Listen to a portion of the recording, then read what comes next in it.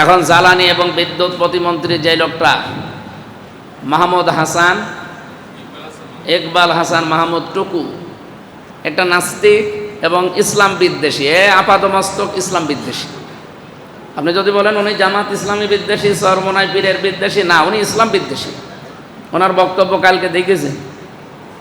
এই দেশে ধর্ম প্রতিষ্ঠা করার জন্য নাকি মুক্তিযুদ্ধ হয়নি। তো মুক্তিযুদ্ধ হয়েছে কেন আপনি বলেন তো? মুক্তিযোদ্ধা তো এখনো বেঁচে আছে। আপনি তাদেরকে জিজ্ঞাসা করেন তারা ইসলাম বিদ্বেষী কিনা, তারা ধর্ম বিদ্বেষী কিনা। এর আগে তারেক রহমানের যে সমস্ত নামগুলো বাংলাদেশে ছড়ানো, বিশ্বের মানুষ জানে, ওনারে খাম্বা বলে ডাকে ওনার কারণে না, এই যে এইটুকুর কারণে। ওনারা যে খাম্বা বলে ডাকা হয় এইটুকুর কারণে, কারণ এই জায়গাটায় এর আগে উনি মন্ত্রী ছিল। উনি এই সমস্ত জায়গাগুলোতে দায়িত্ব পেলে কি হাহাকার লাগে। আপনি এখন এই যে মজমপুরে তেল পাম্পে যান, বিআরবি কেবলের তেল পাম্পে যান, মন্ডল ফিলিং স্টেশনে যান, কি অবস্থা দেখেন তো, কি হাহাকার চলছে। আমি সকাল থেকে মেডিকেলে ছিলাম, 5 লিটারের বেশি তেল দেয় না জেনারেটর চালাতে, অথচ বিশাল মেডিকেল কলেজ হাসপাতাল চালাতে কত মানুষের জীবন বিপন্ন এখন আপনি টের পাচ্ছেন। এই সমস্ত অযোগ্য মানুষগুলোকে না দিয়ে যারা যোগ্যতা সম্পন্ন, যারা দেশের মানুষের প্রতি দরদ রাখে, এরকম মানুষকে যদি আমার মনে হয় সিরিয়াল আকারে বসানো যেত, এই হাহাকারটা লাগতো না। এর আগেই তো সে পরীক্ষিত ছিল, পরীক্ষা দিয়ে অন্তত পরীক্ষায় ফেল করেছে, যার কারণে খাম্বা তারেক পর্যন্ত নাম হয়ে গেছে। যে তারেক কার ইশারায় বা কাকে খুশি করার জন্যে কি মতলবে নিয়ে এসেছে আমরা জানি না। এরকম মানুষ যারা দেশের প্রতি কমিটমেন্ট দেওয়ার পরেও ঠিক রাখে না, যে মানুষগুলো মানবতার দরদি না, খালি নিজেদের আখের গোছানোর চিন্তা ভাবনা, যারা ইসলাম বিদ্বেষী, 96-92 ভাগ মুসলমানের দেশে এরকম মানুষকে আমার 100 ভাগ মানে আকাঙ্ক্ষা, ইচ্ছা যে এদের দায়িত্ব না দেওয়াই ঠিক, তাহলে চালাতে পারবেন না। আমি যে মাসলাটা থেকে এই কথাগুলো বললাম, আপনারা মাসলা বুঝেছেন যে সিরিয়াল আকারে এসব কিছু করার নিয়ম। কোরআন শরীফে আল্লাহ যেটা যেখানে সিরিয়াল ওইটা আগে দিয়েছে। ইয়া আইয়ুহাল্লাযীনা আমানু কুলু মিন তাজ্জিবাতি মা রাযাকনাকুম ওয়াশকুরু লিল্লাহ ইন কুনতুম ইয়াহু তা'বুদুন। ঈমানদারেরা যদি ঈমানের দাবি করেই থাকো, যদি মনে করো যে আমরা আল্লাহরই ইবাদত করব, ইন কুনতুম ইয়াহু তা'বুদুন, যদি তোমরা আল্লাহর ইবাদত করতে রাজি থাকো, আমরা রাজি আছি না? একে মুখে মুখে নাকি অন্তর থেকে? যারা রাজি আছো আল্লাহরই ইবাদত করতে চায়, তাদের প্রতি আমার ঘোষণা, কুলু মিন তাজ্জিবাতি মা রাযাকনাকুম, যা খাবা রিজিক হিসাবে যেটা খাবা পান করবা, এটা যেন হালাল থাকে, এটা যেন পবিত্র হয়। কুলু মিন তাজ্জিবাতি মা রাযাকনাকুম, যেটা খাবা ওইটা যেন পবিত্র হয়, হালাল হয়। শুধু হালাল হলেও আবার হবে না। এই এদিকে তাকান, শুধু হালাল হলেই হবে না, হালাল হওয়া লাগবে। 2 নম্বরে পবিত্র হওয়া লাগবে। এই পবিত্র আর হালালের মাঝে আরেকটা শব্দ আছে। শুধু হালাল আর পবিত্র হলেই হবে না, এটা আবার রুচিশীল হওয়া লাগবে। তাহলে কোনো কিছু খাওয়ার ক্ষেত্রে কি পেলাম? 1 নম্বরে হালাল হওয়া লাগবে, 2 নম্বরে পবিত্র হওয়া লাগবে, আর এর মাঝে আরেকটা শব্দ কি বললাম? রুচিশীল হওয়া লাগবে। পৃথিবীতে বহু হালাল জিনিস আছে কিন্তু খাওয়া যায় না, আছে না? কি বলেন তো? এই যে মুখে যেটা আছে থুথু, লালা বলে নাকি, এরপরে নাক দিয়ে যেটা আসে সেলেসা নাকি বলে, সেলেসমা, এইটা যদি খাওয়া হালাল না হারাম? হারাম বলল কে? না, এটা হালাল না, ওটা বের করার পরেও হালাল। ওটা ভেতরে থাকতেও হালাল, বাইরে থাকতেও হালাল। কেউ যদি ওটা পিরিচি করে দেয় যে মাখন মনে করে খাবেন, কারণ এটা মানে আর ভেতরে যাচ্ছে না, এই কারণে, কারণ এটা রুচিশীল না। এই যে 3টা বিষয় বললাম না, একটা হচ্ছে পবিত্র হওয়া লাগবে, আর একটা কি হালাল হওয়া লাগবে, আর মাঝখানে আর একটা শব্দ বলেছিলাম রুচিশীল হওয়া লাগবে। ওটা যেহেতু রুচি নেই না, এই কারণে হারাম। আসাদ ভাইয়ের কথা ঠিক আছে যে বের হওয়ার পরে ওটা তো রুচি নেয় না, এই কারণে ওই তিনটা ক্যাটাগরির ভেতরে এটা হারাম হয়ে গেছে। কোনো বিষয়কে যদি কেউ হারাম বলতে চায়, নাজায়েজ বলতে চায়, একবারে বলে দেওয়া যাবে না। তিনটা শর্ত আছে হারাম হওয়ার জন্য। কয়টা? এক নম্বরে ওটা ক্ষতিকারক কিনা, দুই নম্বরে ওটা অপবিত্র কিনা, তিন নম্বরে ওটা অশ্লীল কিনা। তাহলে আমরা হারাম হওয়ার জন্য শর্ত পেলাম কয়টা? এক নম্বরে ক্ষতিকারক কিনা, দুই নম্বরে অপবিত্র অবৈধ, তিন নম্বরে না ওই যে অশ্লীল। মানে এটা হারাম হওয়ার ক্ষেত্রে যে সমস্ত ক্যাটাগরিগুলো আছে এইগুলো বললাম। এখন বলেন বিড়ি সিগারেট এটা হারাম না হালাল? আন্দাজে বলে দিলেন হারাম। আপনার এই তিনটার সাথে মিলাতে হবে না? বিড়ি সিগারেট এই তিনটার সাথে মিলান তো। এক নম্বরে বিড়ি সিগারেট কি ক্ষতিকারক, হ্যাঁ এক নম্বরটা আছে, ওটা মানুষের লাঞ্চ নষ্ট করে দেয়, কলিজা নষ্ট হয়ে যায়, আরও বিভিন্ন জিনিস নষ্ট হয়। তার মানে আমরা এক নাম্বারটাই পেয়ে গেছি। তাহলে এই থিওরিগুলো মনে রাখলে পৃথিবীর যত কিছু আছে আপনি হালাল না হারাম নিজেই বুঝতে পারবেন। কারণ থিওরি আগে জানা লাগবে। একটা অঙ্ক 2 পৃষ্ঠা, এর থিওরি যদি আপনার জানা থাকে, থিওরি জানা থাকলে 2 পৃষ্ঠা না 10 পৃষ্ঠা হলেও অসুবিধা নেই। কথা বুঝতেছেন? আমরা ওদিকে আর যেতে চাচ্ছি না। আমার বোঝানোর বিষয় ছিল কোরআনে কারিমে আল্লাহ সিরিয়াল হিসাবে ৬,২৩৬ বলেন, এটা হচ্ছে বিশুদ্ধ, আর ৬,৬৩৬ এটা হচ্ছে প্রসিদ্ধ। এটা আমাদের এই উপমহাদেশে প্রসিদ্ধ আছে, বইপত্র কিতাবাদিতে আমরা এটা লিখি। কিন্তু বিশুদ্ধ মত হচ্ছে ৬,২৩৬টা আয়াত কোরআনে আছে। এগুলোর সব দেখবেন সিরিয়াল করা, আগেরটা পরে পরেরটা আগে, এভাবে আল্লাহ দেয়নি। যেখানে যেটা দেওয়া দরকার ওর পরে সিরিয়ালে পরেরটা লাগিয়েছে। তাহলে আজকের এই আয়াতের ভেতরে ছিল কি, কুলু মিন তাজ্জিবাতি মা রাযাকনাকুম, যেইটাই খাবাও এটা হালাল হওয়া লাগবে, পবিত্র হওয়া লাগবে। 2 নম্বরে আশকুরু লিল্লাহ, এরপরে আমি আল্লাহকে একটু শুকরিয়া আদায় করো, ডাকাডাকি করো, যাই করো।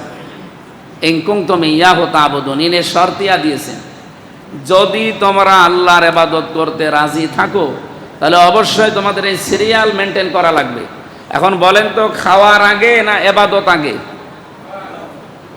ইবাদত, খাবার আগে, হালাল খাবার, এরপরে আপনার শুকরিয়া আদায় ইবাদত বন্দেগী যাই বলেন।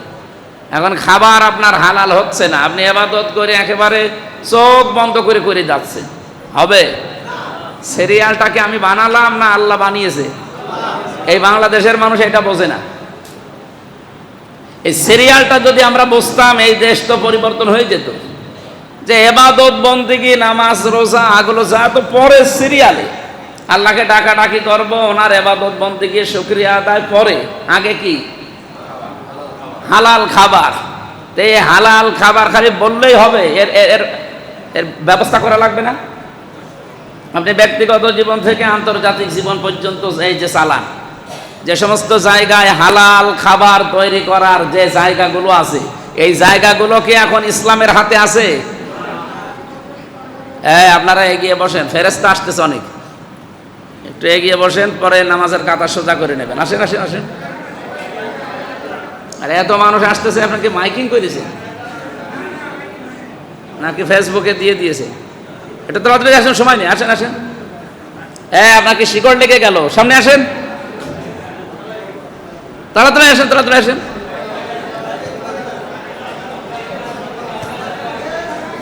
কথা বলা যাবে না, হাফ মিনিটের ভেতরে বসে পড়বেন।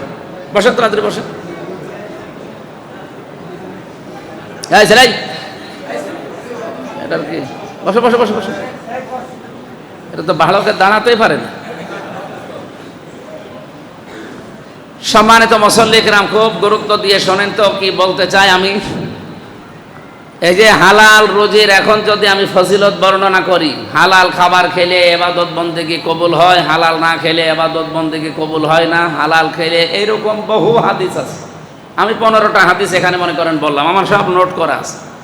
এই 15টা হাদিসের নোট করে বলার পরে আমি মোনাজাত করে কান্নাকাটি করে শেষ করে দিলাম, কাজ হয়ে গেছে?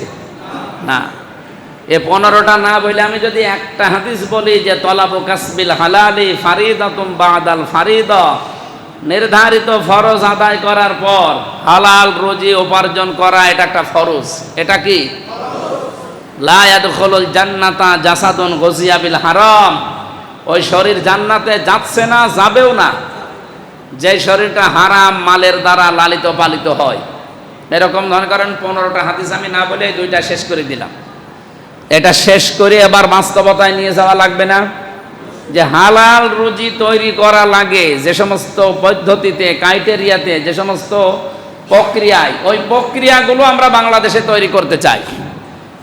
এই প্রতিটি সেক্টর আমরা এভাবে গড়ে তুলবো যেখানে হালাল রুজি অন্তত 2 টাকা হোক, আমার হারাম রুজি 20 টাকার দরকার নেই।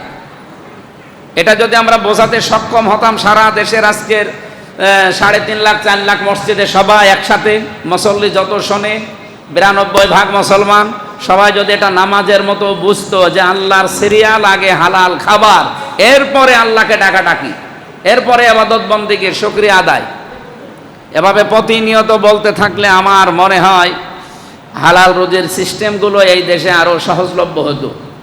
কিন্তু আমরা এই যে পদ্ধতিগুলো সামনে নিয়ে আসা লাগবে ওইগুলো আর বলতে চাই না। ওই খালি ফজিলত বর্ণনা করে শেষ। ফজিলত আমি এখানে বর্ণনা করে ছেড়ে দিলাম, কিন্তু সিস্টেমগুলো যদি আপনি না পাল্টান, এই জায়গাগুলোতে যারা বসে আছে ওদেরকে শুধু হাদিস শুনিয়ে কান্নাকাটি করে নসিহত করে জীবনও হালাল রুজিতে নিয়ে যেতে পারবেন না। কুষ্টিয়ার ডিসি আসতে 50 কমপক্ষে এখন 30 থেকে 50 কোটি টাকা খরচ করে মনে করেন আসা লাগে। এর আগে 20 কোটি পর্যন্ত শুনেছিলাম। একটা ডিসি এসপি আসতে 50 লাখ টাকা দিয়ে তারপরে এই চেয়ারে বসা লাগে।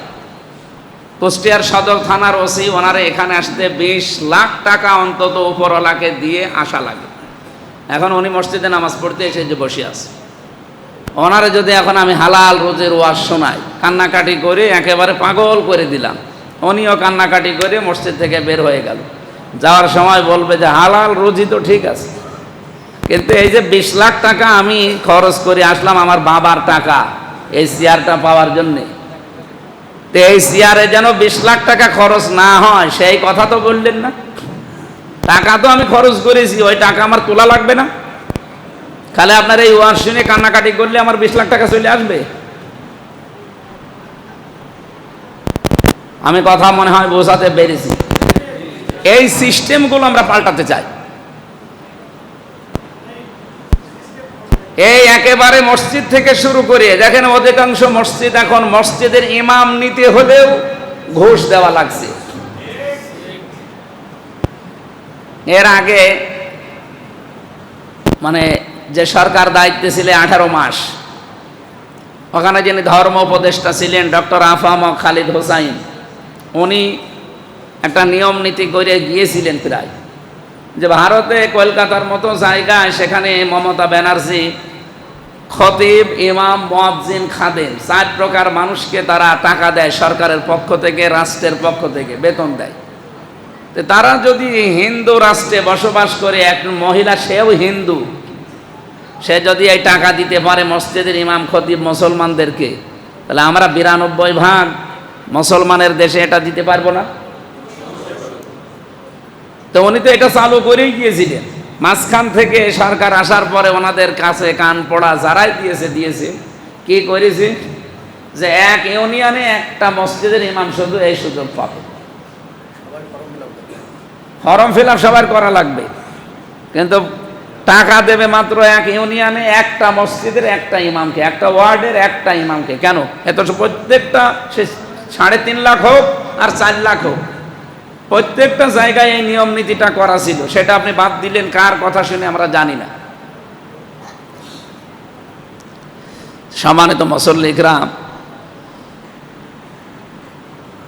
মানে দুঃখ নিয়ে আফসোস নিয়ে বলছি, এই হালাল রুজির এই নিয়ম নীতিটা যদি আমরা একেবারে গোড়া থেকে শুরু করে শেষ পর্যন্ত নিয়ে যেতে না পারি, শুধু ওয়াজ করে নসিহত করে কান্নাকাটি করে জীবনেও এই মসজিদে আমরা মানুষ ঠিক করতে পারবো না।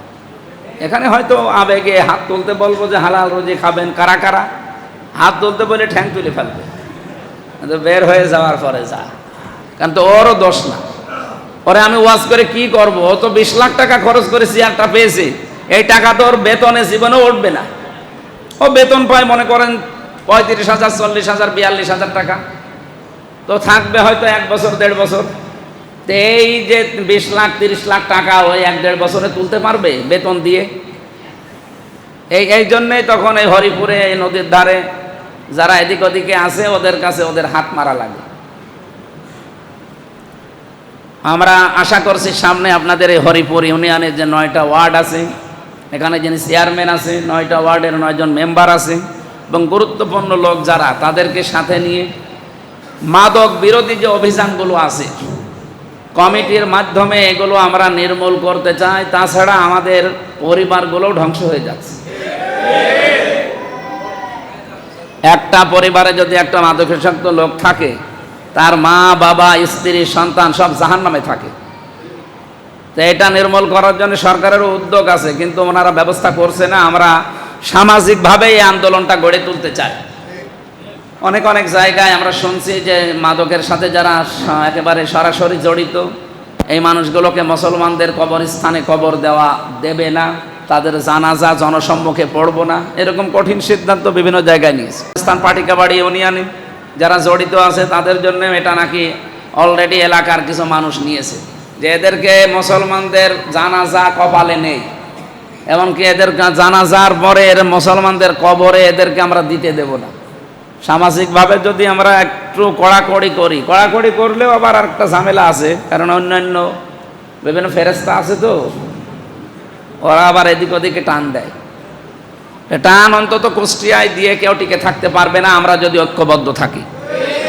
এখানে কি দল মত জাতি বর্ণ ধর্ম দেখা যাবে? এইটা তো সবার ক্ষতি হচ্ছে। এই ক্ষতি থেকে বাঁচার জন্য আমরা চেষ্টা চালাবো ইনশাআল্লাহ। তাই আল্লাহ সিরিয়াল দিয়েছিলেন কি বলেন তো? আগে হালাল খাবার, এই হালাল খাবারের যে সমস্ত জায়গাগুলো আছে এই জায়গাগুলো আগে পরিষ্কার করা লাগবে।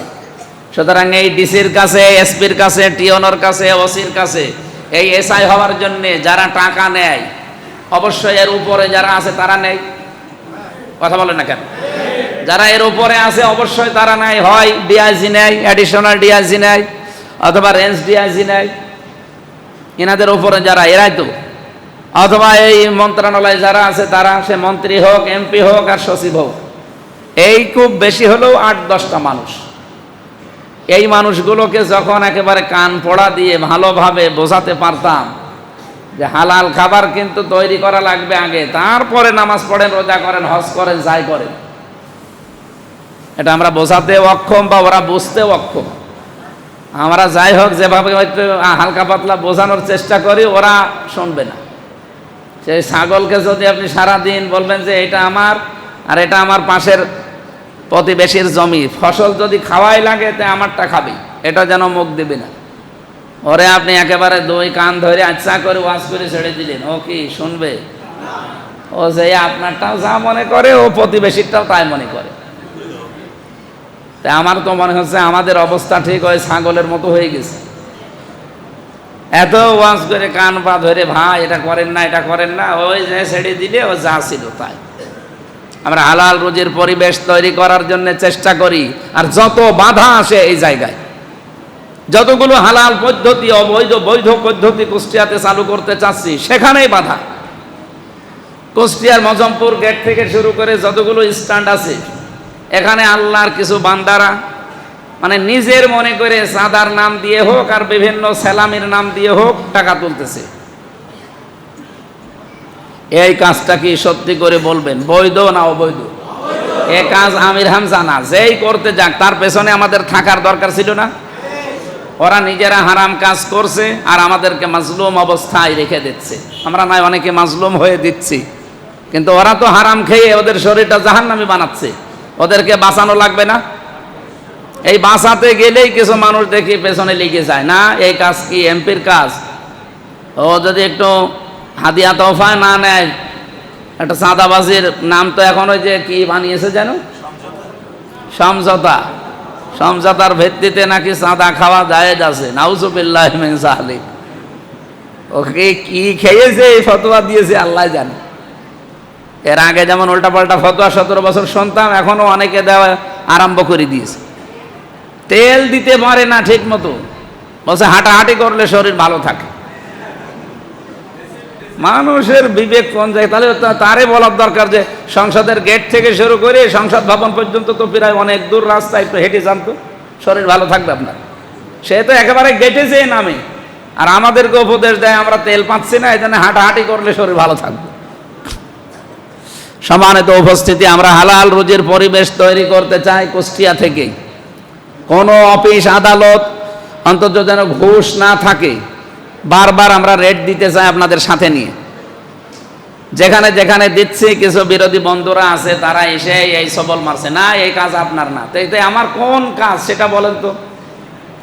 মাদকের একটা তালিকা করেছিলাম, বিশেষ করে কুষ্টিয়ার এই নদীর ধার দিয়ে, আমাদের এই উপারে না ওই উপারে 27 জনের, তার নির্ভরযোগ্য সূত্রে দিলাম তালিকাটা। শুনলাম যে না, যারা তালিকা দিয়েছি এদের কাছে, যাদের কাছে তালিকা দিয়ে আসলাম এদের কাছে এরা মাল খায়। আমি এদের পেছনে লেগে করবো কি? যাদের কাছে বললাম যে এই মানুষগুলো একেবারে বলছে যে আমরা জানি, যে জানেন তাহলে কিছু করবেন, বলছে আপনি দোয়া করেন। তো দোয়া তো করছি, তো একটা তো ধরেন না। পরবর্তীতে ওই যে 27 জনের নাম দিয়েছি, তারা আমার বাড়ির নিচে এসে বলছে আমার নাম দিয়েছেন হুজুর, আমি তো আগেই জিনিসপত্র দিয়ে আসি। না, হচ্ছে না। সিস্টেম না পাল্টাতে পারলে এবাদত হবে না। এবাদতের কথা আল্লাহ এই জন্য সিরিয়ালে আগে দেয়নি, এবাদতের কথা দিয়েছেন পরে। অশকুরুলিল্লাহ কোরআনে পরে দিয়েছেন। সিরিয়াল আমরা আগামীতে এই দেশে সিরিয়াল যেন ভঙ্গ না হয়, একটার পরে একটা। আল্লাহ বদরের ময়দানেও ফেরেশতা পাঠিয়েছেন, সব একবারে না। কিভাবে? সিরিয়াল করি। ইদ তাস্তাগীসুনা রাব্বাকুম ফাস্তাজাবা লাকুম আন্নী মুমিদ্দুকুম বিআলফিম মিনাল মালাইকাতি মুরদিফিন। আমি 1000 ফেরেশতা পাঠিয়েছিলাম, সব একবারে না, সিরিয়াল করি। কিভাবে? বাই সিরিয়াল, একটার পরে একটা, যেন কাফেরেরা এবং শয়তান যেন দেখে আর তাদের ভেতরে কম্পন তৈরি হয়। আমরা সিরিয়ালটা মেনটেন করতে পারছি না সব জায়গায়। আল্লাহর কাছেও আমরা আশ্রয় চাচ্ছি, আর আপনাদের সাথে নিয়ে আগামীর সিরিয়াল আমরা পরিবার থেকে যতদূর আমাদের আয়ত্ত আছে আমরা ঠিক করতে চাই। আমার কথার অর্থ আপনারা অবশ্যই বুঝেছেন, আমার বিশ্বাস। বুঝেছেন তো, নাকি আন্দাজে ঠিক বলছেন? ঠিক আছে। আল্লাহ আমাদেরকে আয়াতটা মেনে চলার যেন সুযোগ করে দেন, বলেন আমিন। আজকেও সিরিয়াল হিসাবে 2টা কথা আছে। প্রথমে আল্লাহ আমাদের জানিয়েছেন উতলু মা উহিয়া ইলাইকা মিনাল কিতাব, হে নবী আপনাকে আমি যে কিতাব দিলাম এই কিতাবটা আপনি তেলাওয়াত করেন, যা আপনার পথে আমি ওহির মাধ্যমে পাঠিয়েছি। আমরা এখানে মানে বোবা কালা যা আছে সব এক বাক্যেই বলতে পারবো, তার নাম কোরআন শরীফ। বলেন তো তার নাম কি? তাহলে কোরআন, এখানে যেই শব্দটা দিয়ে আল্লাহ আয়াত আরম্ভ করলেন, এই শব্দটা হচ্ছে উতলু। এটা আমরের সিগা, আদেশ সূচক শব্দ। কোরআন শরীফের ভেতরে কোরআন পড়ো এই ব্যাপারে কথা আছে 3 রকমের। কোরআন পড়তে হবে এরকম শব্দ আছে কোরআনে কয় প্রকার বলেন তো? একটা আছে করা, ওই যে ইকরা, রতালা, এই যে তাই উতলু। এরপরে করা, রতালা, তার কি করা, রতালা আর তালাওয়া। এই তালাওয়া থেকে উতলু, আর রতালা থেকে ওই যে অরত্তিলিল কোরআন তারতিলা। এই 3টা শব্দের আবিধানিক এবং পারিভাষিক যে অর্থগুলো এসে দাঁড়ায়, এগুলোর অর্থ হচ্ছে করা, রতালা, তালাওয়া মানে বোঝা, পড়া, শুদ্ধ করা, আমল করা। তাহলে আল্লাহ আমাদেরকে কোরআন শরীফ দিয়ে যেটা প্রথমে পড়তে বললেন উতলু, এটা আপনি বাংলা ইংরেজি বইয়ের মতো শুধু পড়ে গেলেন না, এর নাম পড়া না, এর নাম তেলাওয়াত না, এর নাম রতালা না। কোরআন শরীফ প্রথমেই পড়া লাগবে আপনাকে শুদ্ধ করে। ওয়ারাত্তিলিল কোরআন তারতিলা, তোমরা কোরআন পড়তে গেলে তারতিলের সাথে স্পষ্টভাবে শুদ্ধ করে পড়ো। 2 নম্বরে শুধু পড়লেই হচ্ছে না, যদি আপনি হক আদায় করতে চান, আল্লাযীনা আতাইনাহুমুল কিতাবা ইয়াতলুনাহু হাক্কা তিলাওয়াতি, আমি আল্লাহ যাদেরকে কোরআন দিয়েছি, কিতাব দিয়েছি, তারা এর হক আদায় করে পড়ে। তাফসিরে মুফাসসিরিন ইকরাম লিখেছেন, কেউ হক আদায় করে পড়তে যদি চান 4টা শর্ত তাকে মানা লাগবে। হরিপুরবাসী, আপনি নিজের দিকে তাকিয়ে এবার মিলান, আপনি কয়টা শর্ত মানতে পারছেন। 1 নম্বরে শুদ্ধ করে পড়া, এটা আমরা পারি তো নাকি? 1 নম্বরে আমরা ঠিক আছে। 2 নম্বরে এটা বুঝতে হবে, আফালা ইয়াতাদাব্বারুনাল কোরআন বা ওয়ালাকাদ ইয়াসসারনাল কোরআন লিযিকরি ফাহাল মিন মুদ্দাকির। আমি কোরআনকে সহজ করে দিয়েছি বোঝার জন্য। তাহলে আপনি 2 নাম্বারটায় আছেন কিনা বলেন? নেই। কারণ এখানে আমার মনে হয় 100 জনের 95 জন মানুষ আল্লাহর কোরআন শরীফ বোঝে না, নাকি বেশি বলে ফেললাম? ঠিক আছে। সুতরাং বোঝার সিস্টেম চালু করা লাগবে আমাদের। এটা শিক্ষা ব্যবস্থা থেকে শুরু করে ব্যক্তিগত পর্যায় পর্যন্ত কোরআন শিক্ষা যেটা শুদ্ধ করে এবং বোঝার সিস্টেমগুলো চালু করা দরকার। আপনি টাকা পয়সা খরচ করতে চান না কোরআন শিক্ষায়, কোরআন বোঝার ক্ষেত্রে, কি করবেন টাকা দিয়ে? না, আপনি 100-200 বছর হায়াত পেলেন, বাঁচলেন, খাইলেন, সন্তানাদি জন্ম দিলেন, ক্ষমতায় থাকলেন, আপনার দ্বারা যদি কোরআন কেন্দ্রিক কিছু না হয়, কিয়ামতের দিন ওই আয়াতগুলোতে কিন্তু আপনার বিরুদ্ধে দাঁড়াবে। আল কোরআনু হুজ্জাতুল লাকা ওয়া আলাইকা, কোরআন শরীফ হচ্ছে জান্নাতে যাওয়ার দলিল। এটা যদি কারো পক্ষে থাকে সে জান্নাত পাবে, যদি এটা কারো বিপক্ষে যায় সে জাহান্নামে যাবে। এজন্য আহ্বান জানাবো মুসল্লি যারা আছেন, যেহেতু এই দেশে এখনো ইসলাম কায়েম হয়নি, কিন্তু আমাদের তো আল্লাহর দরবারে বাঁচা লাগবে, নাকি বাঁচা লাগবে না? এজন্য যার যতটুকু সামর্থ্য আছে কোরআন কেন্দ্রিক থাকার চেষ্টা করবে। হয় কোরআন শুদ্ধ করে পড়ার ব্যবস্থা করেন, কোরআন শেখার ব্যবস্থা করেন, কোরআন জানার ব্যবস্থা করেন, বোঝার ব্যবস্থা করেন, কোরআন কায়েমের ব্যবস্থা করেন। এই সমাজ যেন কোরআন দিয়ে চলে সেই ব্যবস্থা আপনি লেগে থাকেন। কায়েম হোক না হোক ওটা আল্লাহর ব্যাপার, কিন্তু লেগে থাকতে হবে, এটা আমাদের ব্যাপার। তাহলে আমরা হক আদায় করে পড়তে চাইলে শুদ্ধ করে পড়া লাগবে। আপনার শরীরের শক্তি, সামর্থ্য, মেধা, যোগ্যতা, টাকা পয়সা, ক্ষমতা কি কোরআন শুদ্ধ করে পড়ার পেছনে ব্যয় হয়? মাওলানা হাফিজুর রহমান, আপনাদের ইমাম খতিব, উনি একটা মাদ্রাসা ভাঙ্গাচোরা বানিয়েছে, এখানে শুদ্ধ করে পড়ার জন্য কিছু ওস্তাদও রেখে দিয়েছে। এলাকার সবাই কি ওনার উপরে সন্তুষ্ট? না। অথচ আপনি মুসলিম হিসাবে আপনার তো দায়িত্ব ছিল, কাজ তো শুধু একা না, এ কাজ তো আপনাদের সবার জন্য ফরজ ছিল তার পেছনে থাকা, নামাজ রোজার মতোই। কারণ আপনি হক আদায় করে কোরআন পড়তে চান। হক আদায় করে কোরআন তো আর আপনার ওই সেই মন্দিরে গিয়ে পড়াবে না, অবশ্যই মাদ্রাসা, মক্তব, মসজিদ এরকম কেন্দ্রিক যাওয়া লাগবে। এরকম ব্যবস্থা যারা করে দিচ্ছে সেখানে আপনি থাকেন না, সেখানে আপনার মেধা, যোগ্যতা, সেখানে আপনার ক্ষমতা, আপনার টাকা পয়সা কিছুই খরচ হয় না। আপনি কি কোন জায়গায় খরচ করবেন বলেন? আপনি কি কিছু বুঝতেছেন কথা? আমি আশা করব আমরা সবাই যেন লেগে থাকতে পারি, শুধু ওনানটা না, যেখানে এরকম ব্যবস্থা পাবে যতটুকু আছে ওইটা নিয়ে ঝাঁপিয়ে পড়বে। 2 নাম্বারটা কি বলছিলাম, যেন বোঝার সিস্টেম থাকে। সেটা অন্যান্য বিষয়গুলো বোঝানোর জন্য সরকার যত উদ্যোগ নেয়, কোরআন হাদিস বোঝানোর জন্য অত উদ্যোগ বাংলাদেশে নেই। আপনি দেখেন ইবতেদায়ী, এই যে কি বলে প্রাইমারি যত স্কুল আছে সবগুলোর বেতন আপনারা দেন নাকি? কে? তো 1 থেকে 5 পর্যন্ত সেখানে পড়ায়, ওই একই পড়া তো ইবতেদায়ী মাদ্রাসায় পড়ায়, আরো বেশি পড়ায় সেখানে কোরআন হাদিস যোগ করে। কিন্তু সেখানকার বেতনগুলোকে আপনারা দেন না সরকার দেয়? এ বিষয়টা আমরা সংসদে তুলব ইনশাল্লাহ। যিনি আছেন মাননীয় মন্ত্রী, ধর্মমন্ত্রী এবং জেনারেল যে মন্ত্রী আমরা পেয়েছি শিক্ষামন্ত্রী, আমরা দৃষ্টি আকর্ষণ করব ইনশাল্লাহ আগামীতে। যে কালকের দিন পরে সংসদ বসবে, অনেকগুলো বিষয় তোলার কথা আছে আমাদের কুষ্টিয়া নিয়ে। আমি এইটাও যদি সময় পাই ইনক্লুড করবো ইনশাল্লাহ। আপনারা দোয়া করেন ভালো ভালো কাজ যেন আমি ওখানে তুলে আদায় করতে পারি, কারণ একটা জায়গা তো ওখান থেকে বলে আদায় করতে পারলে ওটা কায়েম করা যাবে। আমরা আগামীতে চাই যেন প্রাইমারির মতো ইবতেদায়ী মাদ্রাসা বা অন্যান্য আরও যারা দ্বীনি শিক্ষা প্রতিষ্ঠান আছে এগুলোর পেছনেও সরকার খরচ করে, তাহলে সেই কোরআন বোঝা আমাদের জন্য সহজ হয়ে যাবে। কারণ আমরা হক আদায় করে কোরআন পড়তে চাই না, শুধু শুদ্ধ করে পড়লে হবে না, বোঝা লাগবে। এই বোঝার সিস্টেমগুলো সহজলভ্য হওয়া লাগবে। 3 নম্বরে শুধু বুঝলে হবে না, যতটুকু বুঝেছেন অতটুকু আপনাকে মানা লাগবে। এই পরিবেশ আসে বাংলাদেশে। আমি অনেক কিছু বুঝি, উনি অনেক কিছু বোঝে, কিন্তু বাস্তবতা হচ্ছে এগুলো সব বোঝার পরও মানা যায় না। আমি নিজে জানি যে ঘুষ খাওয়া হারাম, ঘুষ দেওয়া হারাম, তো বাংলাদেশের একটা প্রতিষ্ঠান দেখান তো যেখানে ঘুষ ছাড়া কাজ হয়।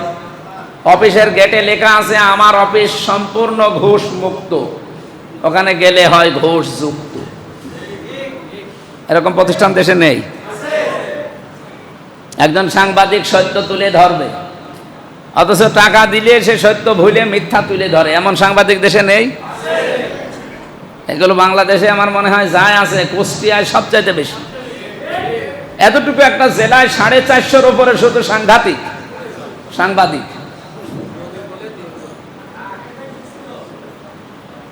এরা সত্য তুলে ধরা দূরের কথা, টাকা দিলে সত্য পুরো উল্টিয়ে মিথ্যা তুলে ধরে। আর সবচাইতে বড় বদভ্যাস এই সাংবাদিক নামে, আমি এদেরকে কলঙ্ক বলি, সবাই না, এই কয়েকটা হাতে গোনা। এরা মানুষের চরিত্র ধ্বংস করার জন্য, এখান থেকে কোনো মাল টাকা পয়সা কামানোর জন্যে অবৈধভাবে এরা এমন কোনো হীন কাজ নেই করে না। এমনকি একটা মানুষকে কালার করতে, তার উপরে বানানো দোষ দিয়ে তাকে সমাজের সামনে কালার করে দেয়। সবচাইতে বেশি এই প্রচার মাধ্যমগুলো। আমি কি একটু বেশি বললাম? কুষ্টিয়াতে এটা সবচাইতে বেশি হয়। আর সাংবাদিক এখানে যে কয়জন আছেন, আপনাদের মুখ দেখছে কালো হয়ে গেল, আপনি একটু হাসেন না কেন?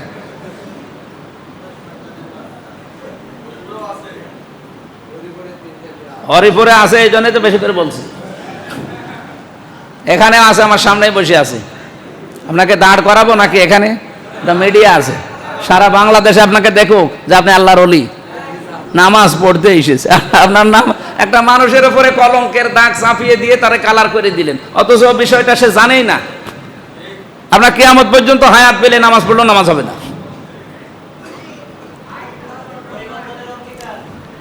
যে সমস্ত মানে এই প্রচার মাধ্যমগুলো আছেন, আপনারা নিজেদেরকে কন্ট্রোল করবেন। আর এত সাংবাদিক আমার মনে হয় কুষ্টিয়ায় দরকার নেই, কারণ সারা বাংলাদেশ তো আমি ঘুরি, এত নেই। অন্যান্য জেলায় হয়তো 50টা, 60টা, 100টা, 150টা আছে, আর এখানে 450-র উপরে। এ জেলা কি খুব বড় জেলা? এটা পাবনার চাইতেও ছোট। এই কাজগুলো করে আমি যেটা বোঝাতে চাচ্ছিলাম যে কোরআনে কারিম শুধু আমরা মানে বোঝা পর্যন্ত অনেকে শেষ করে দিয়েছি, কিন্তু এটা যে মানা লাগবে সব জায়গায়, সেই সিস্টেম বাংলাদেশে নেই। এইটাই আমরা করতে চাচ্ছিলাম। একেবারে সব জায়গায় আমরা কোরআন কেন্দ্রিক জীবন যাপন করতে চাই, তাহলে সবাই জুলুম মুক্ত থাকতে পারবো। চাঁদা দেওয়া লাগবে না, অফিসগুলো হবে জনবান্ধব, যেখানে মানুষ গেলে আরো আশার আলো পাবে, আশা সঞ্চার হবে। আর থানায় গেলে এখন গা সমসম করে, না জানি আবার কোন পানি কোন দিকে গড়িয়ে আমারই ঢুকিয়ে দেয়। এরকম থানা বাংলাদেশে নেই। আমি চেয়েছিলাম 100 দিনের ভেতরে আমার কুষ্টিয়ার যত প্রতিষ্ঠান আছে এগুলো মানুষের কাছাকাছি নিয়ে আসবো, কিন্তু পারছি না। ওই যে বললাম, যেখানে যেখানে হাত দিচ্ছি সব জায়গায় ঝামেলা। কুষ্টিয়া সদর হাসপাতাল নিয়ে যত কমপ্লেন আমার কাছে, বিশেষ করে ওখানের 1 নাম্বার 2 নাম্বার, 1 নাম্বারটা বাদ দিয়ে 2 আর 3 নাম্বারে যিনি আছেন তারই নিয়ে, আমি নাম নিলাম না। আজকে এই শপথ নেওয়ার পর থেকে আজকের এই 27 তারিখ পর্যন্ত কমপক্ষে 100টা কমপ্লেন তার নামে, তার ভেতরে প্রমাণিতই কমপক্ষে 70টা। বাকিগুলো আমি এগুলো অত খতিয়ে দেখিনি। আমি অলরেডি উপরে জানিয়েছি যে এরকম মানুষ থাকলে এটা দাঁড়াবে না। ওখানে 250টা বেড আছে, 250টা বালিশ বরাদ্দ হয় প্রতি বছরে মনে করেন, অথচ বালিশগুলো 250 বালিশের 100 বালিশও ব্যবহার হয় না। বাকি বালিশগুলো হয় কোনো জায়গায় গোদামে আটকানো আছে, অথবা আল্লাহর ওলিরা বালিশও খেয়ে ফেলিস। অথচ এক একটা বালিশ মনে করেন কিনতে নাই কত, 200 টাকা খরচ হয় একটা বালিশে। অথচ এর আগে আমরা দেখেছি একটা বালিশের কভার কিনতে, কমপক্ষে একটা কভার কিনতে নাকি 1.5 লাখ টাকা চলে গেছে। অথচ বালিশ নাকি কি, এই সমস্ত ঔষধ আসে 250 মানুষের জন্য, সেই ঔষধগুলো সব আটক করে রেখে ওখান থেকে নিজেরা ঔষধ বিক্রি করে। এরকম জায়গা নেই? আছে, আমাদের সদরে আছে। এরপরে আরো যে আনুষঙ্গিক বিষয়গুলো আছে, এখান থেকে বিভিন্ন কায়দায় টাকা পয়সা কালেকশন করে ওরা বলে যে এগুলো আমরা খাচ্ছি, ওই যান বিভিন্ন নাম দিয়ে বলেন তো, আমি উপরে দোকানের নাম লিখে দিলাম বিসমিল্লাহ মদের দোকান, হবে? ভেতরে তো মাল কি, মাল তো হারাম। উপরে যত বিসমিল্লাহ লেখেন। আপনি একটা আয়ার কাছে টাকা নেন প্রতি মাসে মাসে 3000, ওই আয়া আমারে বলছে, খালা, খালা বলে না, ওই রান্না করে, ওই খালার কাছে অথবা ঝাড়ু দেয়, ওর কাছে আপনার পার্সেন্টেজ প্রতি মাসে মাসে 3000 5000 টাকা, তো সে কি করবে? এরকম 100টা কমপ্লেনের 70টা অর্ডার প্রমাণিত। এইরকম মানুষগুলো সব জায়গায় বসে আছে, সিভিল সার্জন থেকে শুরু করে, মেডিকেল থেকে শুরু করে, সদর হাসপাতাল, ডিসি, এসপি, টিওনো, ওসি। বলে হুজুর নাম ধরলে ওরা আপনার শত্রু হয়ে যাবে। ওরা কি আমার বন্ধু? ওরা তো এমনি শত্রু আছে। কে বন্ধু হবে শত্রু হবে ওটা আমি কোনোদিন ভাবিও নাই, কোনোদিন ভাববও না। আমার কাজ হবে, যেহেতু দায়িত্ব পেয়েছি, সঠিকভাবে থাকার। বারবার তো বলে দিয়েছি আপনাদের যে 5 বছরে আমার একটা টাকা বাড়বে না, তো ছাতা আমি ভয় পেয়ে করবো কি? যাদের এরকম বাড়ানোর চিন্তা ভাবনা ছিল, আমাকে এক ভাই বলছিল যে লোকটা প্রায় 21-22 বছর ইনভেস্ট করছে, এবার মনে করেছিল সে টাকাগুলো তুলবে, সে টাকাগুলো তুলতে পারে না, এই জন্য অনেকের মাথা কিন্তু খারাপ হয়ে গেছে। ওরা এই সমস্ত কাজগুলোকে মনে করে এটা একটা প্রতিষ্ঠান, টাকা কামাই করার মেশিন। এখানে যদি 20 কোটি টাকা খরচ করি 5 বছরে 100 কোটি টাকা তুলবো, এরকম রাজনীতিবিদ দেশে নেই? আমি নাম নিলাম না তাদের। ঘৃণা করে এই মানুষগুলোর চরিত্র দেখলে। আপনি এই জায়গাটাকে প্রতিষ্ঠানকে ব্যবসা প্রতিষ্ঠান বানাবেন কোন কারণে? রাজনীতি করতে হলে এটা মানুষের জন্য আসেন, নেমে আসেন। আমার মতো ঘোষণা দিয়ে লাগেন যে 5 বছরে আপনার একটা টাকা বাড়বে না, আমি আজকে দায়িত্ব ছেড়ে আপনাকে দেবো, নেন। আপনার তো দায়িত্ব দিলে 5 বছরে দেখা যাচ্ছে 100 কোটি টাকার মালিক হয়ে যাবে। আমার মনে হয় বেশি বলে ফেললাম, একটু বেশি হয়ে গেছে। তারা আবার শুনলে বদদুয়া দেবে যে হুজুর মরুক। কালকে বাগেরহাটে আমির হামজা নামে একজনকে গুলি করে মেরে ফেলেছে, অনেকে মনে করছে আমি না, আমি এখনো বেঁচে আছি। তো বিভিন্ন রকমের জিনিস আসতেছে। সম্মানিত ভাইরা, আমরা আপনাদেরকে বাঁচাতে চাই, সময় অনেক হয়ে গেছে। আমরা সিরিয়াল হিসাবে যেতে চাচ্ছিলাম। 4 নম্বরে শুধু মানলে হবে না, এটা যেন মানুষ মানতে পারে সেই ব্যবস্থা করা লাগবে। আজ জমি জায়গা যেখানে রেজিস্ট্রি হয়, অফিসে যাওয়া যাচ্ছে না। অনেকে বলছে ওখানে একটু যাওয়া লাগবে, আমি কয়েকদিন পরে যাব। আমার মনে হয় বাংলাদেশের মহা দুর্নীতির জায়গা ওইটা। আমার তো এমনি মেজাজ হট হয়ে থাকে, কি যে হবে আল্লাহ ভালো জানে। ওই জায়গায় যা আমি হালকা পাতলা টাচ পেয়েছি, এরকম প্রত্যেকটা জায়গায় আমরা চেষ্টা চালাচ্ছি, কিন্তু পেরিয়ে উঠছি না। সরকার গঠন করতে পারলে হয়তো পেরিয়ে উঠতে পারতাম। কিছু কিছু মানুষ হয়তো আমাদের সাথে ছিল, তাদেরকে তারা যেন থাকতে না পারে। অলরেডি ওপেন অনেকে ঘোষণা দিয়েছে যে এই যে সাবেক যে ডিসি, তারে আমরা থাকতে দেইনি, আমাদের কাজের ডিস্টার্ব হচ্ছিল এই কারণে। আপনি কি মানুষের মতো কথা বললেন? সেই লোকটা কি তার নিজের স্বার্থে কাজ করছিল? সে তো কাজ করছিল আমাদের জন্যে। তাকে নিয়ে আমি কতগুলো পরিকল্পনা করে এগিয়ে যাচ্ছিলাম। মেডিকেল কলেজের 100 কোটি টাকার মেশিন পড়ে আছে, 100 কোটি। হরিপুর বিক্রি করলেও হবে না, অথচ সেই সম্পদ পড়ে আছে। 2011 সালের 9 অক্টোবর থেকে 16 সালের ডিসেম্বরের 30 তারিখ পর্যন্ত ওটা চালু হওয়ার কথা ছিল। আর 26 সাল চলছে। বাংলাদেশের ইতিহাসে একটা প্রতিষ্ঠান 17 বছর পড়ে থাকে, নষ্ট হয়ে যায়, ইতিহাস নেই। পরশুদিন সংসদ যেহেতু বসবে, আমার সিরিয়াল এটা আছে, আমি তুলে ধরবো। মন্ত্রীর কাছে আমি হিসাব চাইবো। উনি হয়তো বলবে আমার আগে যারা ছিল তারা করে নাই, আমি কি করব। না, এখন যেহেতু সময় এসেছে আপনাকে করা লাগবে। এর সাথে আমার 5টা জেলা জড়িত। অনেকে কথা শোনার পরে বলে হ্যাঁ খালি চাপাবাজি করে। চাপাবাজি করি তো আপনার কারণে, কারণ করতে গেলে তো খালি বাধা দেন, কত রকমের বাধা এটার জন্যে। কারণ যাদের মেডিকেল কলেজে 200 টাকা খরচ হবে, সেখানে আপনার কাছে গেলে খরচ হবে 20,000 টাকা। এই যে এদের বাধা না, এই মানুষগুলো তো তাদের ব্যবসা মাঠে মারা যাবে। এরকম বড় বড় যারা আছেন তারা বলছে থাক, এটা এখনই এত তাড়াতাড়ি করার দরকার কি, একটু লেন্দি হোক। তো লেন্দি আর কতদিন? 26 সাল চলছে, 17 বছর একটা সরকারি জিনিস পড়ে থাকবে। এরপরও যদি বলে লেন্দি হোক, তো আমরা তো মরে যাওয়ার পরে তখন আর ওই জিনিসগুলো সব নষ্ট হয়ে যাচ্ছে না? ওগুলো সব আমাদের টাকায় কিনা না? আপনি বলেন কত কোটি টাকা 100 কোটি। আমি আজকে সকাল থেকে ছিলাম সেখানে, চালু করার জন্য আজকে বহু চেষ্টা চলছে, উপর থেকে অফিসারও এসেছিল, এখন মন্ত্রণালয়ের কিছু ব্যাপার আছে। আপনারা দোয়া করেন আল্লাহ যেন সহজ করে দেয়, এবং এটা চালু হলে আমাদের এই আশপাশের 4-5টা জেলার মানুষের অনেক উপকার হবে। বিশাল ব্যাপার, 750 কোটি টাকার প্রজেক্ট। কত বললাম? 750 কোটি। ওর পাশে যে জমিটা পড়ে আছে ওটা 250 কোটি টাকা শোধ দেওয়া আছে। 250 কোটি টাকা সরকারকে দেওয়া, অলরেডি শোধ দেওয়া, অথচ সেটা এখন ঘ্যান্তাগাড়ি করে অনেকে নিজে ভোগ দখল করার চেষ্টায় আছে। অনেক ডাক্তার পর্যন্ত তার সাথে জড়িত, নিজেরা প্লট করে ফ্ল্যাট করে নিয়ে আর জিনিস সরকারের জনগণের জন্য বাজেট, কথা এখন মনে হয় বেশি হয়ে গেল, অনেক সময় হয়ে গেছে। আমি ঘড়ি, ওটা ঠিক আছে, ওয়াকিমিস সালাহ আছে এরপরের শব্দটা, এটার ব্যাখ্যা আগামীতে কোনো জায়গায় আসলে তখন করবো ইনশাল্লাহ। আজকে পর্যন্ত থাক। আমরা কোরআনে কারিমকে এই 4টা শর্ত মেনে আল্লাহর দরবারে হক আদায় করে পড়ছি, এটা দেখাতে চাই। শুদ্ধ করে পড়া, বোঝা। 3 নম্বরে যতটুকু বুঝি অতটুকু আমি মানতে চেষ্টা করব। 4 নম্বরে আমি যা মানি ওটা যেন আমার কুষ্টিয়ার মানুষেরা, বাংলাদেশের মানুষেরা মানতে পারে। আল্লাহ তুমি আমাদের জন্য সব সহজ করে দাও, আমিন। আজকে পর্যন্ত ওই বারাকাল্লাহু লানা ওয়া লাকুম ফিল কোরআনিল আযীম। একটু বেশি হয়ে গেছে, আপনারা আবার মন খারাপ করেন না। আপনাদের খতিব সাহেব হয়তো মনে হয় টাকা পয়সা।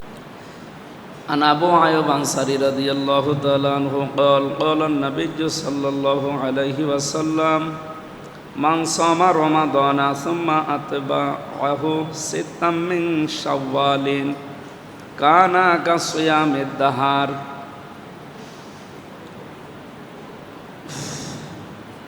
রাহু মুসলিম। আল্লাহুম্মা সাল্লি আলা মুহাম্মাদ ওয়া আলিহি ওয়া সাহবিহি ওয়া বারিক ওয়া সাল্লিম। প্রশংসা আদায় করছে আমাদের মালিক, আমাদের মনিব, মহান রব্বুল ইজ্জাত আল জালালের, যিনি শাওয়াল মাসে জমার নামাজের আজান দেওয়ার সাথে সাথেই তার ঘর মসজিদে আসার সুযোগ আমাদেরকে করে দিলেন। আমরা খুশি হয়ে বলছি আলহামদুলিল্লাহ। বিশ্বনবী জানিয়েছেন মান সামা রমাদানা, যে ব্যক্তি রমজান মাসে রোজা রাখে, সুম্মা আতবাআহু সিত্তাম মিন শাওয়াল, এরপরে শাওয়াল মাসের 6টা রোজা রাখতে পারে,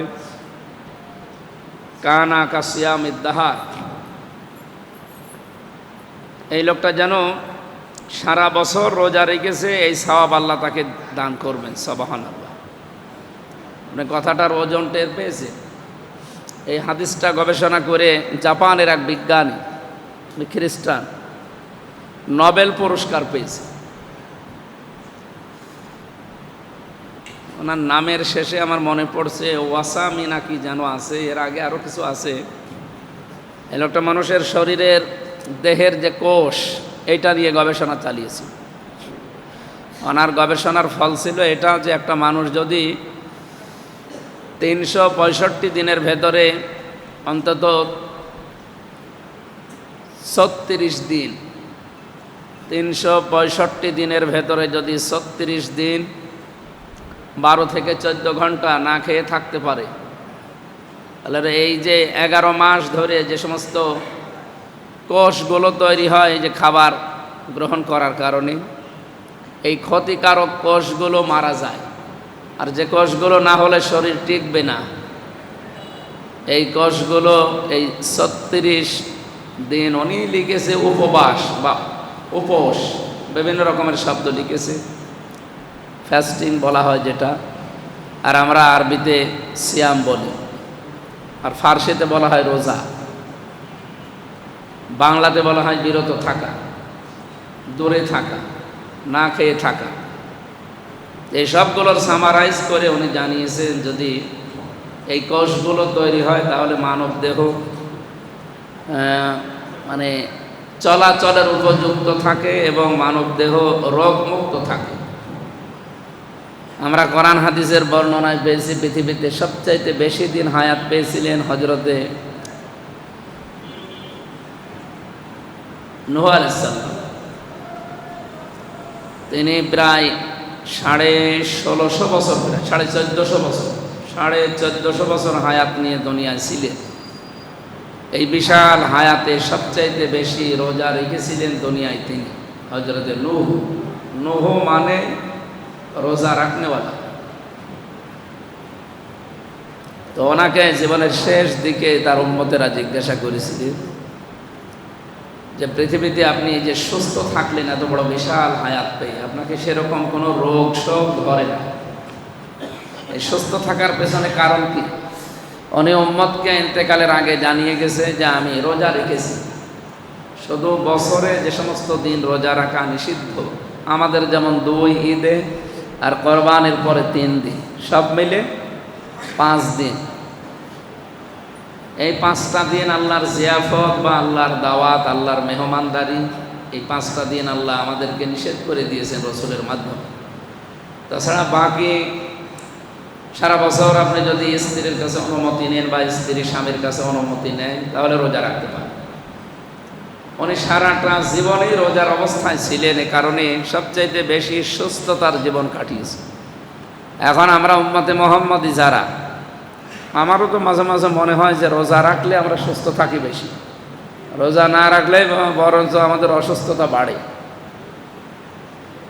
অনেক মানুষ মনে করে রোজা রাখলে মনে হয় শরীর দুর্বল হয়ে যাবে, না খেয়ে থাকলে মনে হয় চিকন হয়ে যাব, এবং বিভিন্ন রোগ শোক মনে হয় আমার বাসা বাঁধবে। না, এগুলো থাকলে আরও আপনার হজম শক্তি বৃদ্ধি পায়, গ্যাসের সমস্যা দূর হয়, আলসারের সমস্যা যাদের আছে দূর হয়, ক্যান্সারের যে জারগুলো শরীরে আছে এইগুলো আল্লাহ আস্তে আস্তে শরীর থেকে দূর করে দেয়। বহু উপকারের কথা আমি পেয়েছি।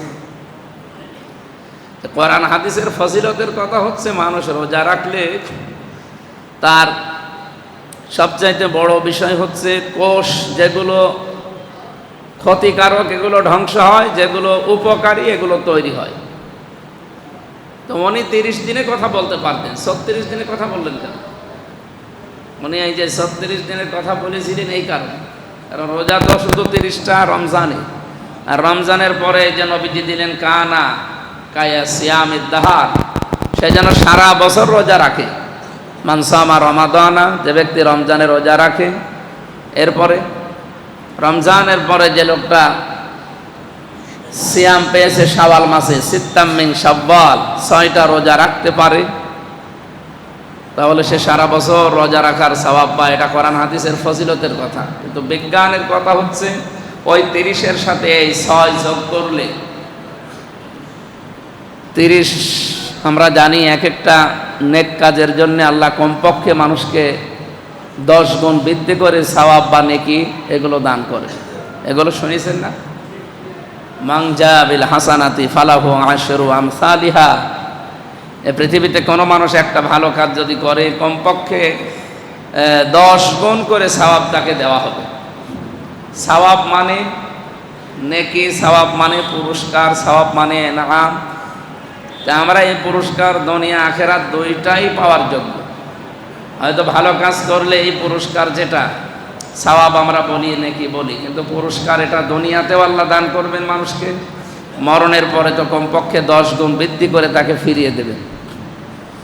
পক্ষান্তরে অপর আয়াতে আছে অমাং যা বিসাজ্জিয়াতি ফালা ইউজা ইল্লা মিসলাহা অহুম লা ইউজলামুন। কোনো মানুষ যদি অন্যায় করে, ওই অন্যায় যতটুকু হবে তার শাস্তি যতটুকু অতটুকু আল্লাহ তাকে ফিরিয়ে দেবে। কোনো বান্দা বান্দির উপরে আল্লাহ জুলুম করেন না। আমরা 30 দিনের পরে যে 6 দিন রোজা রাখছি, 30 10-এ 300, 30 10-এ কত? আর এদিকে 6 10-এ বছর হয় কত? 365 দিনে। তাহলে বছর তো এখনো পূর্ণ হয়নি। তাহলে 1 বছর রোজা রাখার সওয়াব পাবে, এই কথা যে নবীজি বললেন কানা কা সিয়ামিদ দাহার, এটার ব্যাখ্যা এই যে ওই 5 দিন তো রোজা রাখা নিষিদ্ধ আল্লাহর জিয়াফত বা দাওয়াত বা মেহমানদারির দিন। এই জন্য মেহমান বাড়িতে গেলে তার কোনো হিসাব নিকাশ করে খাওয়ানো লাগে না, ও যা খেতে পারে। কেউ কি বলে এই 2 পিসের পরে আর খাবেন না? তার যতটুকু তৃপ্তি লাগে ততটুকু মেহমান খেলে আরও বাড়িওয়ালা খুশি হয়। তা আল্লাহ যেহেতু দাওয়াত দিয়েছেন, জিয়াফত করেছেন, আমাদের মেহমানদারি করাবেন ওই 5 দিন বাদ দিয়ে, বাকি 360 দিনই কিন্তু পূর্ণ হয়ে যাচ্ছে। সুতরাং আমরা যদি এই 6টা রোজা খেলায় খেলায় নষ্ট না করে রাখতে পারি, সারা বছর আমরা রোজা ছিলাম, এইটাই আল্লাহর দরবারে গণ্য হবে এবং আমাদের শরীরও সুস্থ থাকবে আশা করছি। আল্লাহ আমাদের তৌফিক দিন, আমিন। আমরা সূরা আনকাবুত এখান থেকে একটা আয়াত পড়েছি, এটা 45 নম্বর আয়াত। যেহেতু মসজিদ এটা, আর আলোচনা মসজিদে আসলে অধিকাংশ আলোচনাগুলোই মসজিদ কেন্দ্রিক হওয়া দরকার। এখানে আলোচনা আজকে আমরা করার জন্য বসেছি সলাত নিয়ে, আর সলাত যেটা নিয়ে পড়া লাগে ওইটা নিয়ে। নামাজে যে 19টা কারণ আছে নামাজ নষ্ট হয়ে যাওয়ার, তার প্রথম নাম্বার কারণ হচ্ছে নামাজে কোরআন শরীফ অশুদ্ধ পড়া। নামাজে হাদিস শরীফ অশুদ্ধ পড়া, তাহলে নামাজ নষ্ট হয়ে যাবে এমন কথা কোরআন হাদিসে আছে? নেই। কিন্তু নামাজে কোরআন শরীফ যদি কেউ অশুদ্ধ পড়ে তাহলে তার নামাজ বাতিল। এই জন্য আজকের আলোচনায় দুইটা বিষয় আমরা নিয়ে এসেছি। এক নম্বরে নামাজ তো আছে, আর নামাজকে যেটা দিয়ে পড়া লাগে তার নাম আল্লাহর কোরআন। কোরআন বাদ দিয়ে পৃথিবীর অন্য কোনো কিতাব দিয়ে নামাজ পড়লে নামাজ হবে না। কেউ যদি নামাজের ভেতরে তাওরাত পড়ে নামাজ হবে তার এখন? ইনজিল পড়ে নামাজ হবে তার এখন? যদিও তাওরাত ইনজিল জাবুর এখন আর নেই, ওগুলো সব বিকৃত হয়ে গেছে। ওইটা দিয়েও যদি কেউ আদায় করে, কোরআনের সাথে আরও মোটা মোটা কিতাব আছে দুনিয়ায়, ওইটা দিয়ে কেউ পড়লে তারও নামাজ হবে না। নামাজ পড়তে হলে এই 6666 অথবা 6236 এই আয়াতগুলো আপনাকে পড়া লাগবে, কিন্তু সিরিয়ালটা যেন ঠিক থাকে এটা আবার খেয়াল করা লাগবে। সূরা কাউসার পড়ার পরে কেউ যদি সূরা মাউন পড়ে তাহলে তার নামাজ হবে, কিন্তু নামাজ মাকরু হবে। আমি কথা বোঝাতে পেরেছি? নামাজের ভেতরে সিরিয়াল মেনটেন করে সূরা ফাতিহার পরে সূরা বাকারা থেকে নাস পর্যন্ত আপনি সিরিয়াল মেনটেন করে পড়তে পারেন, কিন্তু যদি উল্টা করেন নামাজ হয়ে যাবে কিন্তু মাকরু হবে, আর ইচ্ছাকৃত পড়লে নামাজ হবে না। তাহলে এখান থেকে কয়েকটা মাসলা কিন্তু আপনারা জানলেন যে সিরিয়ালটা জানার জন্য কোরআনের সাথে সম্পর্ক আরও বাড়াতে হবে। আশা করছি আপনারা অন্তত যদি ওই রকম কিছু হতে নাও পারে, এই শেষের 10-15টা সূরা একটু আয়ত্ত করে নেবেন আর সিরিয়াল করে পড়বেন। কেউ যদি সূরা লাহাব পড়ে প্রথম রাকাতে, দ্বিতীয় রাকাতে সূরা নসর পড়ে, নামাজ হয়ে যাবে অনিচ্ছাকৃত পড়লে, কিন্তু মাকরু হবে। আর ইচ্ছা করে যদি মাস্তানি করে পড়তে চান আপনার নামাজ বাতিল। সিরিয়াল মেনটেন না করলে পৃথিবীতে বহু বিপর্যয় হয়, এই সিস্টেম আমরা দেখেছি। এই বাংলাদেশে 17 বছর যারা দায়িত্বে ছিল, সরকারের বহু পদ পদবি বিভিন্ন চেয়ারে সিরিয়াল হিসাবে যাদের বসার কথা ছিল তাদেরকে না বসিয়ে সিরিয়াল মেনটেন করে অন্য কাউকে বসিয়েছে। এই জন্য সেই জায়গাটা পুরা নষ্ট হয়ে গেছে। এরকম চেয়ার বাংলাদেশে ছিল না? আমাকে কিছু বসতেছেন নাকি আন্দাজে বললেন ছিল? এই যে যিনি চলে গেছে বিদেশে, ওনার নাম আমি নিতে চাই না, ওনার খামখেয়ালের কারণে সিরিয়াল মেনটেন না করে যে চেয়ারে বসানোর দরকার ছিল সিরিয়াল হিসাবে তাকে না দিয়ে সেই 20 নম্বরে যিনি আছে তারে আত্মীয়তার পরিচয় দিয়ে নিয়ে এসে আপনি বসিয়ে দিবেন। এটা করে কি আমাদের দেশ উপরে গেছে না আরও নিচে গেছে? এখনও যদি কেউ এই সিরিয়ালগুলো না ঠিক রাখে, দেশ এবং বহির্বিশ্বের যে সমস্ত ষড়যন্ত্রগুলো আছে মোকাবেলা করা সম্ভব না। মন লাগছে আমার দল করে, আমার আত্মীয় হয়, আমার ছেলের বিয়ে হয়, দিয়ে দিলাম। দিয়ে দিয়ে কি হচ্ছে আপনি টের পাচ্ছেন? এদেশে 92-93% মুসলমান, তাদের সেন্টিমেন্ট আপনাকে বোঝা লাগবে। যিনি দায়িত্বে আছেন সর্বোচ্চ বাংলাদেশে জনাব তারেক রহমান, আমাদের মাননীয় প্রধানমন্ত্রী, উনি যদি এখন খামখেয়ালি করে আমার অমুক দল করতো অনেক দিন, উনি আমার অমুক আত্মীয় হয়, এইটা করে যদি উনি সিরিয়াল যেভাবে দেওয়ার কথা, যাদেরকে দেওয়ার কথা ওদেরকে বাদ দিয়ে অন্য কাউকে নিয়ে এসে বসায়, ওই জায়গাটা নষ্ট হবে এবং এদেশের মানুষের মন সে জীবনেও পাবে না।